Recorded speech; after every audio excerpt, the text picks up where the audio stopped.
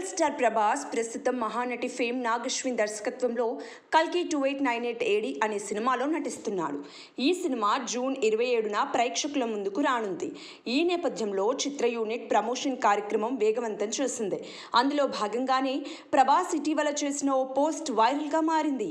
తన జీవితంలో ఓ ముఖ్యమైన వ్యక్తి రాబోతుందంటూ ప్రభాస్ పెట్టిన ఇన్స్టా స్టోరీతో ఎక్కడా లేని హైప్ వచ్చింది.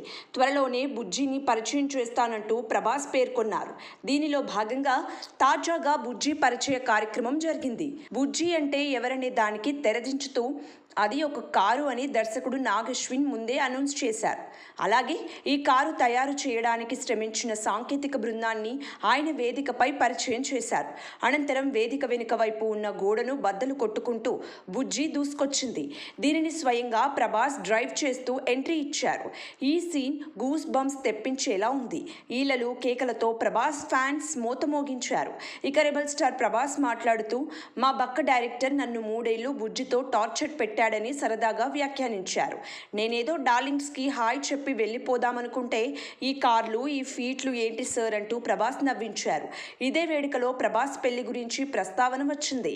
ప్రభాస్ పెళ్లి గురించి చాలా మంది ఆసక్తిగా ఎదురు చూస్తూ ఉన్నారు.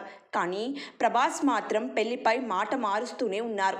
తాజాగా కల్కి ఈవెంట్లో పెళ్లిపై ఎట్టకేలకు ఓపెన్ అయ్యాడు.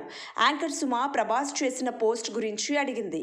అమ్మాయిలు బాధపడతారని ఇప్పటి వరకు పెళ్లి చేసుకోలేదని చెప్పాడు. అయితే ఇలాగే పెళ్లి చేసుకోకుండా ఉంటాడా, చేసుకుంటాడా లేదా అన్నది మాత్రం చెప్పలేదు. దీనిపై మరి క్లారిటీ ఎప్పుడు ఇస్తాడో చూడాలి.